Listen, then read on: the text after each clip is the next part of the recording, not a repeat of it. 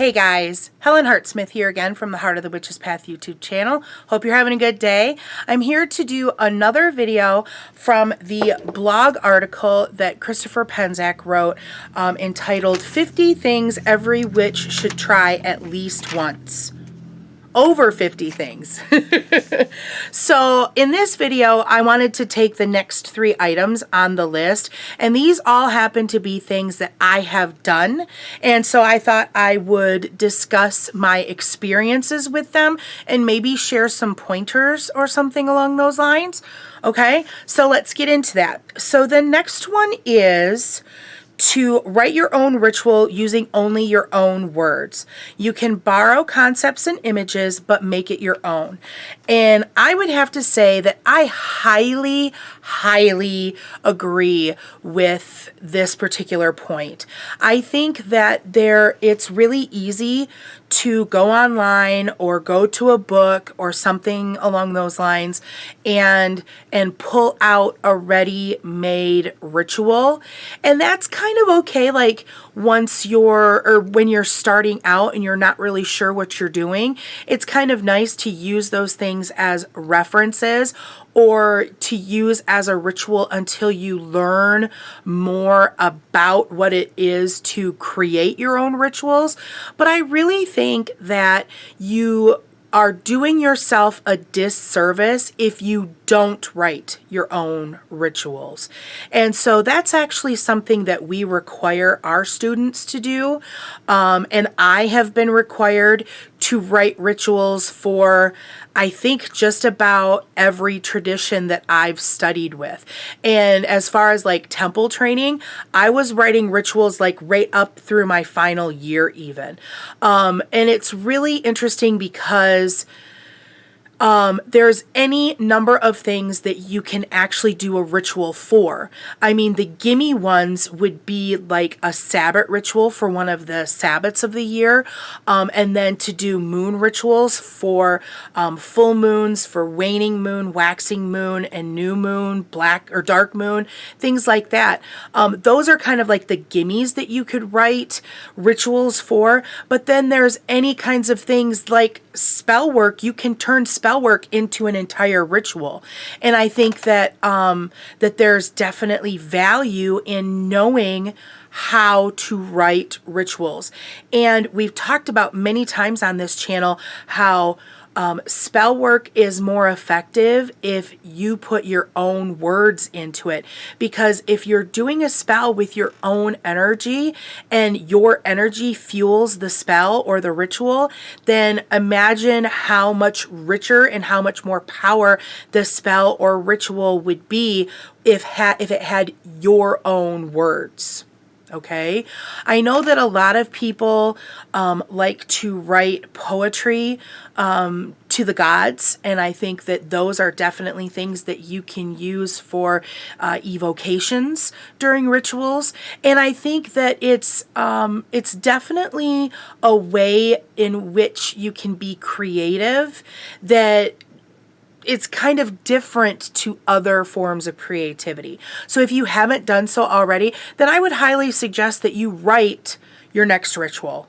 You know, as the article said, you can borrow ideas and themes, but make it your own and see what happens. See what kind of see how much more moving the ritual might be or how much more meaning you might get from it. Okay?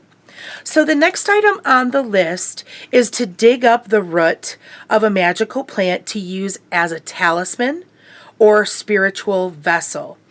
A simple and safe one to start with, abundant in many places, is mugwort. It can be made into a dream talisman and kept under your pillow. So I have grown a lot of magical plants, but I haven't done a huge amount of harvesting roots. I've harvested things above ground, but haven't really done too much on what's below ground. And I think part of what my hesitancy is that in terms of perennials, I don't want to lose my perennial. So I know I've had echinacea for many, many years. And a lot of the medicinal properties that come from echinacea actually come from the roots. And so what I would suggest, if you want to do that kind of work, that maybe in addition to looking at the magical components or correspondences that are linked with a plant, you also want to look at the horticultural, I think I'm using the right big word there, as to how you would harvest that particular part, the root, because I knew with the echinacea that the plant needs to be established for at least 3 years before you want to harvest that root. And you also want to make sure that you don't harvest, I think it's more than 50% of the root, or it might not come back the next year. So I would suggest that you do your research in those terms before actually doing it. So the one plant that I have actually done the most root harvesting would be the Queen Anne's lace root. And so here is what I have in my my herb stash, if you want to call it that.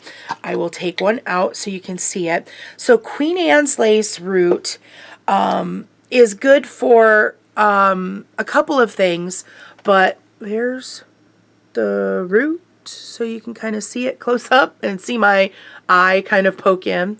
So what I generally use Queen Anne's lace root for is for psychic development. I was exposed to a spell that included Queen Anne's lace root in the, you actually made a mixture of herbs that soaked for a specific amount of time in alcohol, and then you burned the plant mixture. And that was to help develop your psychic abilities. And so that's what I primarily use it for. Now, the list actually talks about creating a talisman or a spiritual vessel. So a spiritual vessel, I'm not entirely sure what Christopher meant by those particular words, but I'm going to guess that he might have meant a fetch. And so I know that when you start talking about talismans and fetches and different, there's another word too that I'm not remembering what the word is. Medallion. No, that's not it. But anyhow, I know that different traditions, different styles of paganism might have different definitions. But a fetch is when you call a spirit of a particular something into an object. So I don't know if that's exactly what he means here.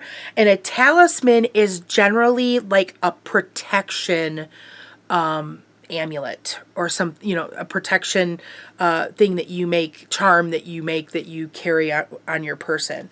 So yeah, so you can, do research into, do you have a specific need for protection against a specific thing, like money protection, like home protection. You might look into what kind of root to use for those particular needs, I guess is what I want to say. So yeah, so I guess that's the big thing is like, so for me, Queen Anne's lace grows like a weed, and so I wasn't worried about saving the plant, so I didn't have to worry about that aspect of it. But if it's a plant that you're actively, growing and want to come back, then make sure you do your research into how to safely harvest that root, okay? The final thing that I want to cover today is meditate under a tree. Maybe the tree will talk with you or otherwise commune. And this is one of the things that I love to do. I love, and I've done it for for many years, not with a lot of, not a lot, but I've done it over, many years. Does that make sense? So I don't like to actually sit on the ground, but what I like to do is I like to go up to the tree and like introduce myself, and I'll actually lay my palms onto the trunk of the tree and just, introduce myself, see if I can strike up a conversation, maybe do a little energy exchange, things like that. And then you could also meditate under the tree. We've got a couple of trees in our backyard. We have a big oak tree and we have a cedar tree. And so I love to kind of spend time out there, and especially when the weather is nice and warm, and spend time out there and do meditation out there under them. It's really kind of fun. I like the voice of trees, if you will. I like it's not as it really kind of takes me back to the Lord of the Rings movies and the Ents. The trees that I have spoken with, they're not quite like that, but their tone, there's definitely a little bit of truth to the voice of the Ents in those movies. So yeah, there's deep mystery and much enjoyment that can come from a relationship with a tree. For sure. So I highly recommend that, and some really great meditation spots. Okay. So that's going to be it for this little installment of 50 things, over 50 things that every witch should try at least once. I hope you're trying some of these. And if you have done any of these 3 or any that we've covered already, I'd love to hear about it. So put that in the comments section. If you enjoyed this video or learned something from it, give it a thumbs up. And if you haven't hit that subscribe button already, what are you waiting for, man? Come on, subscribe, hit the notification bell, come back and watch more videos. It's fun. All right, that's going to be it for this video. Thank you so much for watching, and thanks for taking the time to walk the path for a little while with me. Until next time, blessed be.